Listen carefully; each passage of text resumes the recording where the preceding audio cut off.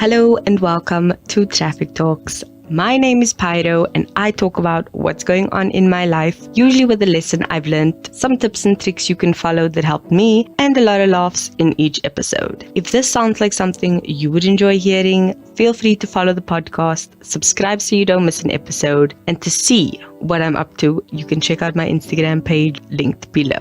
Bye! Hello and welcome back to the podcast. I am not sick, but I am a bit emotional. As you can see, the title of this episode is The Blame Game, and I don't think I should be recording this as I sit here. But I'm going to do it in any case, just because I feel, A, if this never sees the light of day, I at least got all the emotions out, and B, if it does see the light of day, meh. Too tired to care right now. So I am running on 4 hours of sleep. I've had full work days. I've had a million things going on. I am exhausted physically and emotionally. Emotionally, I'm gone. Completely drained. I'm speaking with my eyes closed at the moment. That's just how tired I am. So that's where I am. It's been hard. I don't know how I'm going to get through this episode without breaking down, but I'm going to try. So, let me just start. Deep emotional sigh. And here we go. So this all started, I think, last week, Friday. It was a tough week last week. The public holiday makes your week short. It gives you 2 Fridays and 2 Mondays. And I was just tired from the week. By the time Friday came around, I was drained. And then Saturday came around with its crappy rainy weather. And I ended up getting into a very emotionally charged fight with someone. And it was hard. There was a lot of circles in terms of the arguments and the points. And it went on for a long time. And I'm talking not just quick 20-minute and you're done. This was consistent over about a 3-4 hour period of time. It was just a back and forth that drained me. And then I went out that evening or late afternoon with my parents and came back home, and the Sunday everything blew up in my face. So I was exhausted from the week. I had the emotional, just carnage happen on Saturday, and then Sunday morning I wake up and it's confusion and chaos and phone calls and a disaster. And the next thing I know, I'm breaking down crying in the middle of the kitchen. So that happened, and I was shattered by everything that just went on. I eventually made it out of the house that day to go to an event. My bag still has about a quarter box of tissues, just in case I, burst out in the middle of a park. But that is what it is. And I know I'm being vague and I apologize, but that is the entire thing of this blame game. Getting to the core of how the entire misinterpretation, misunderstanding, miscommunication happened. Getting to the bottom of who was to blame was the core issue that didn't get solved until Monday, and even then it didn't get solved. It was just once again a back and forth, round and round blame game. And it's hard to be this unsettled because I am such an emotional person, but it's something I need to learn. So why not make an episode about it? So here I am, and I've done a little bit of research into the blame game, and I found a website called Mind Tools. They have a really good article on the blame game, and the definition they give here to the question, what is the blame game, is when something goes wrong and we feel threatened, it's natural to want to defend ourselves against any repercussions. We might find ourselves scapegoating or trying to shift the blame elsewhere. For me, I would say I'm a very self-aware person. I know if I'm wrong, I'll apologize, and if I'm right, I will fight, because I kind of know where I stand. If I'm right, I'm right. If I'm wrong, I'm wrong. And it's not a pride or an ego thing, because that is facts. I can separate myself from the situation. But what happened this weekend left me feeling disrespected, and that in turn left me feeling disappointed. And here I sit with this disappointment and anger over not having resolved it to any solid conclusion, and I don't know what to do about it.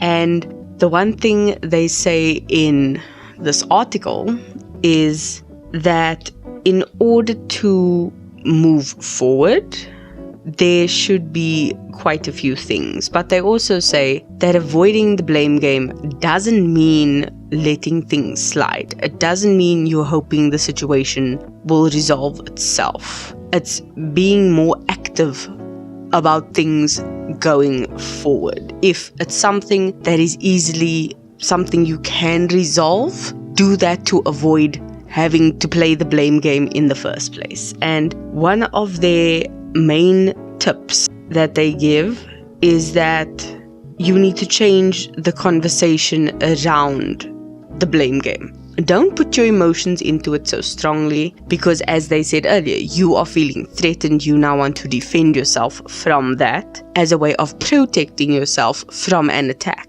And the thing you need to do is take your personal issues out of it. It's done. It's over. It's finished. The thing to do now to move forward is to ask, how do we move forward? Where do we go from here? What can we do about the situation right now? Because it's done. The egg is cracked and is spilling everywhere. What are we going to do? Do we need to clean it up? Do we need to flip it over? What is going on? And that's the thing that I have to accept. The situation's done. The situation's over, but it needs to be resolved. And one of the next steps is to actually apologize. So trying to figure out where things went wrong, not to assign blame, but to rather assign acknowledgement of the situation. This happened. It is what it is. I'm sorry it did happen, or I'm sorry it resulted in whatever it resulted in, and I would not like it to happen again, so what can we do? And that is something that each person in the situation needs to do. They each need to acknowledge their part in the scenario, because things don't happen in a vacuum or isolation. Nothing happens in that kind of way. It's all the small things that make up the big thing. And this is where the communication comes in. You need to talk to everyone. Whoever needs to apologize needs to apologize. But everyone was there, whether they participated actively or not. It needs to be handled. And the final thing you need to do is learn from this mistake. Why did it happen? How can we avoid it happening again now that it's over? And what measurements can we put in place going forward? Because going around in circles is exhausting. I am tired. I am done. I don't want to have to do this again, but I have a feeling I will. And at this point, I'm just wanting to put a big RSVP no thank you on my forehead right now, because that's just the way I feel.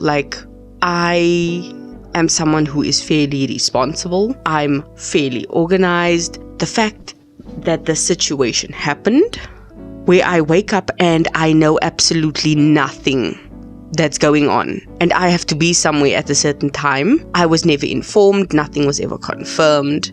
I was not even aware this was happening prior to being told 9 a.m. on a Sunday. We're arriving in an hour. So I have no words. I am on top of things, and how something this major slipped through the cracks is unfathomable to me. I'm still reeling from it. I'll eventually get over it, but it's not going to be easy. I am not going to forgive this very easily, especially because of the people involved.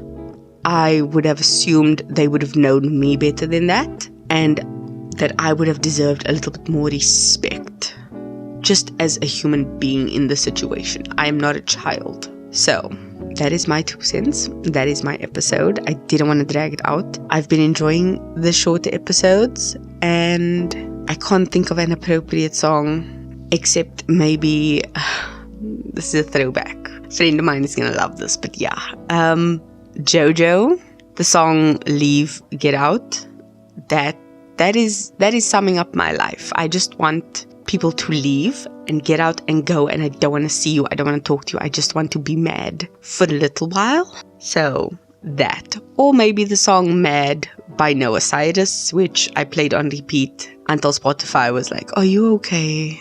Like, are you okay? So yeah, that is it for me.